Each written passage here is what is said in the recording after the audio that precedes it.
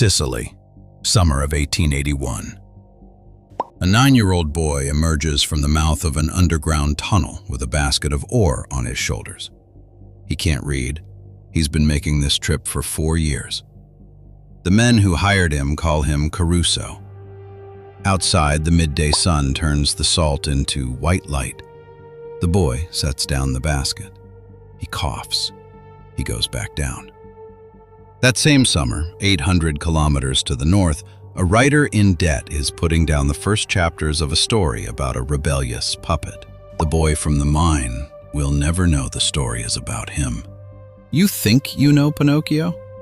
The wooden puppet, the nose that grows with every lie, the little cricket as conscience, the good fairy, and at the end, the real boy.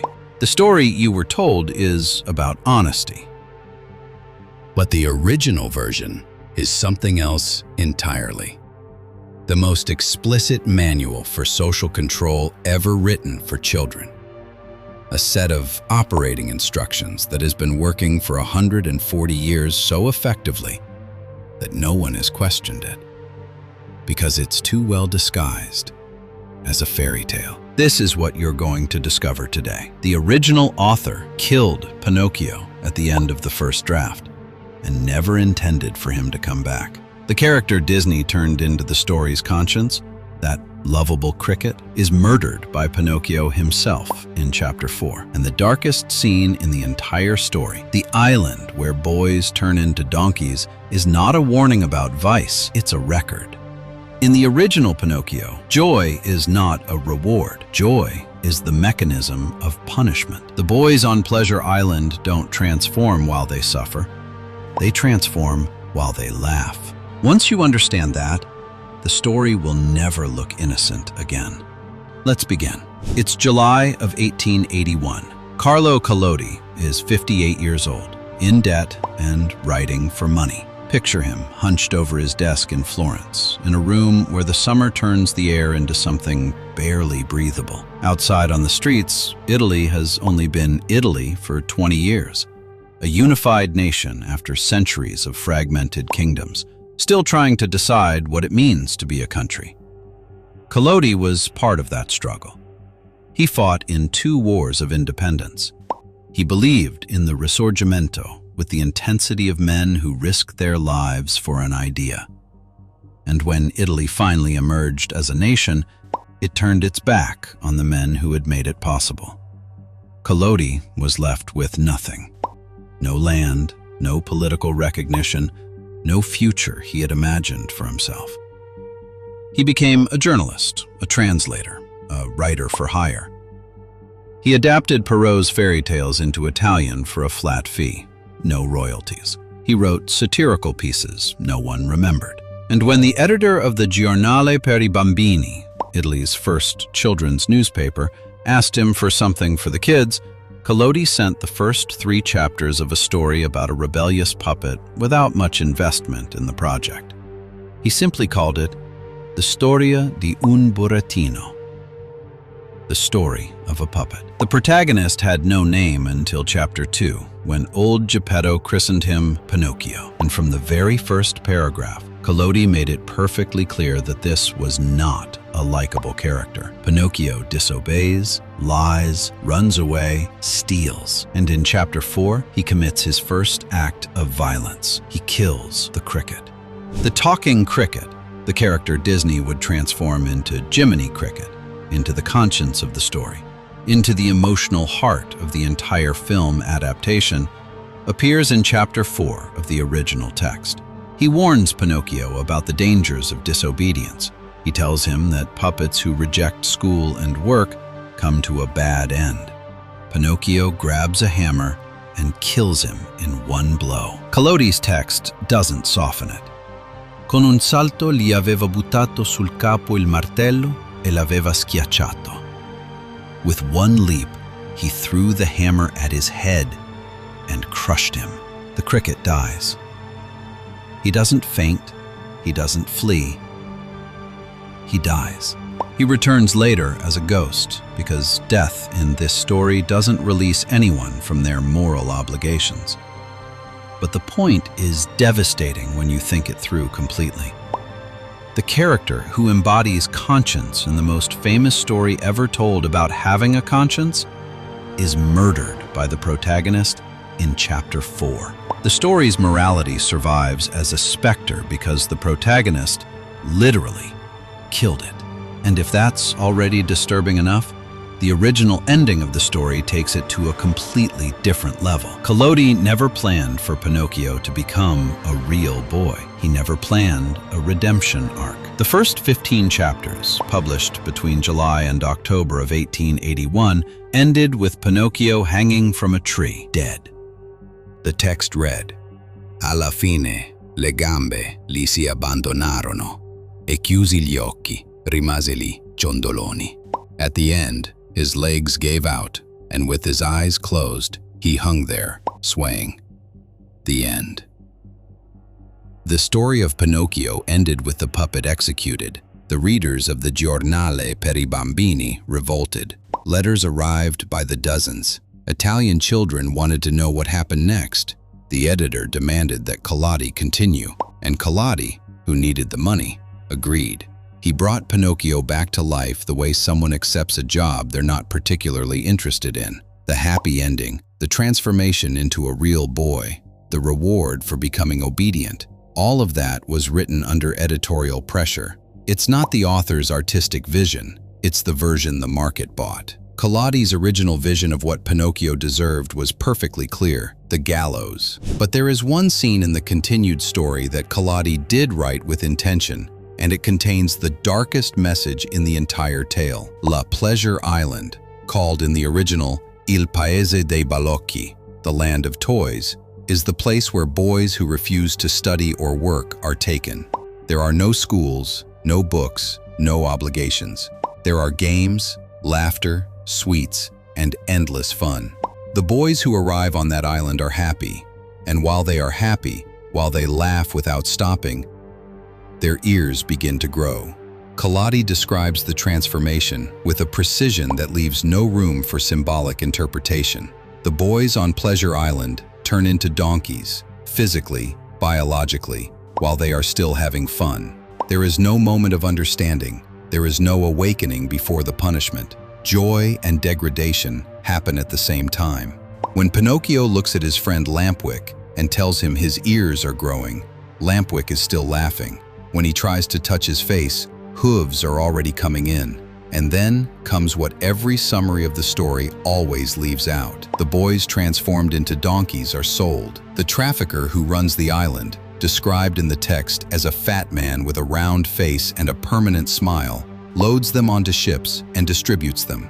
Some go to circuses, where they're forced to perform until they break a leg, then they're slaughtered.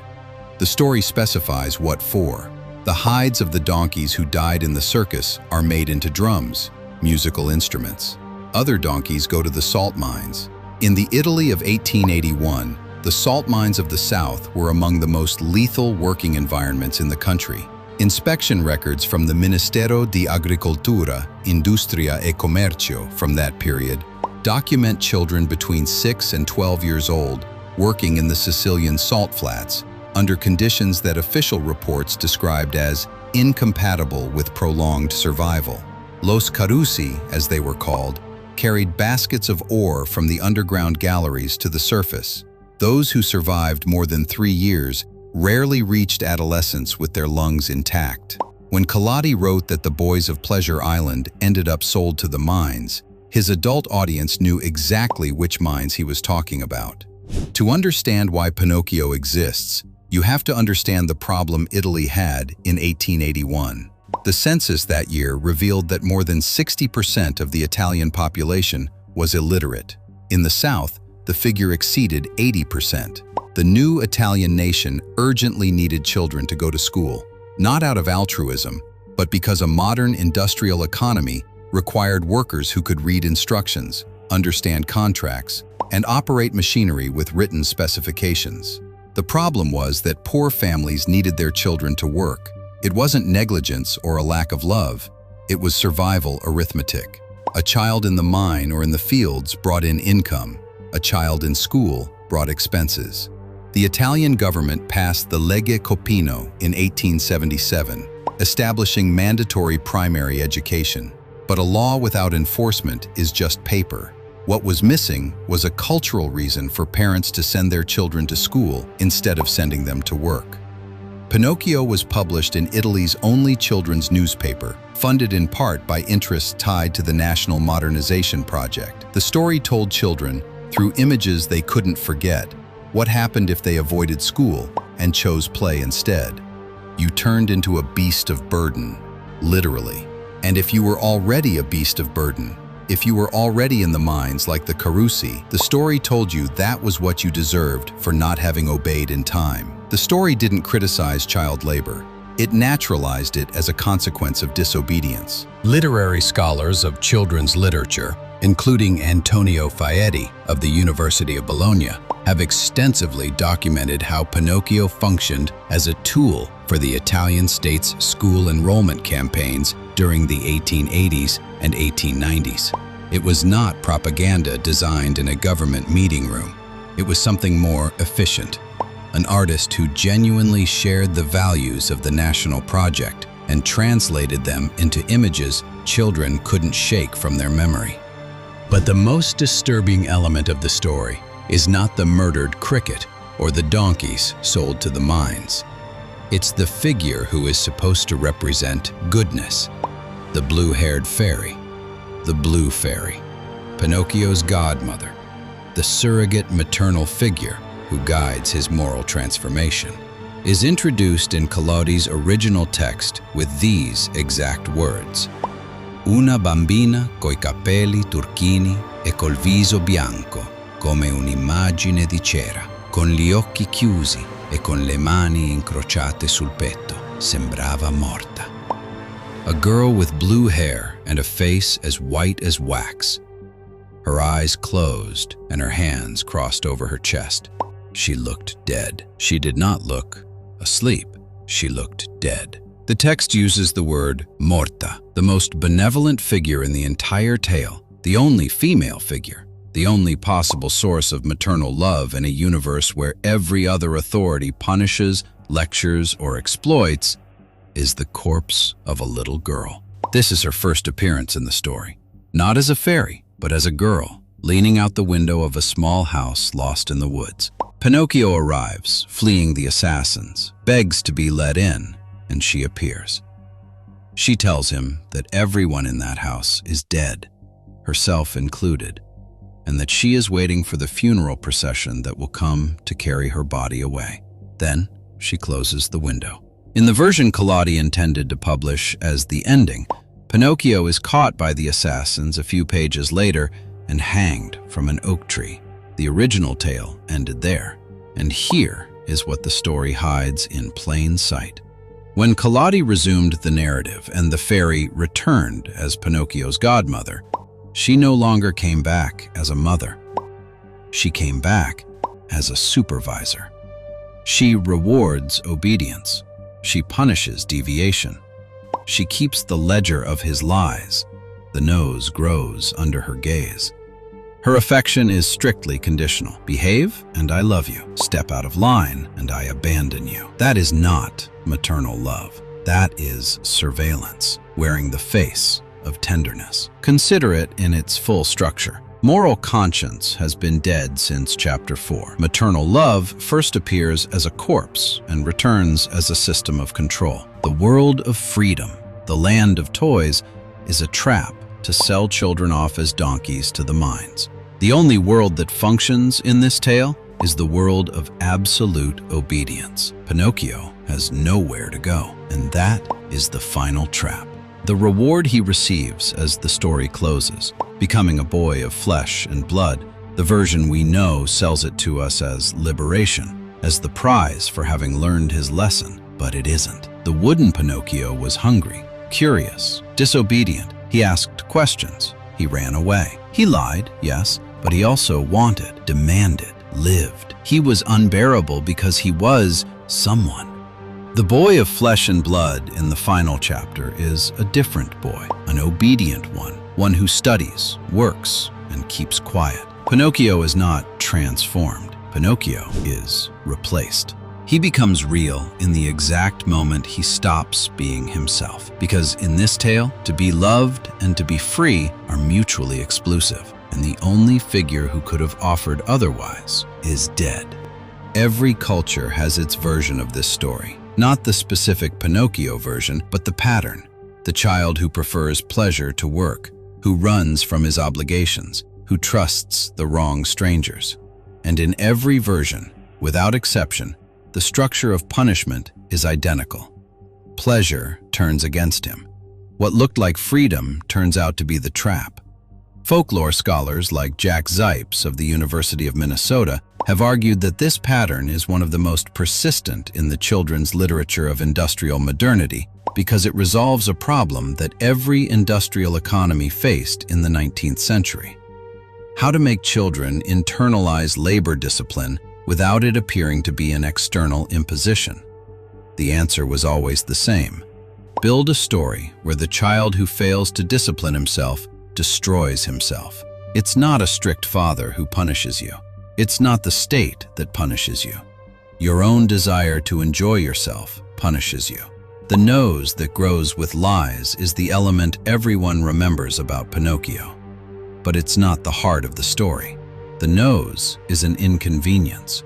What happens to the boys on Pleasure Island? Transformation into pack animals, sold to mines, hides turned into drums. That's not an inconvenience. That's disappearance.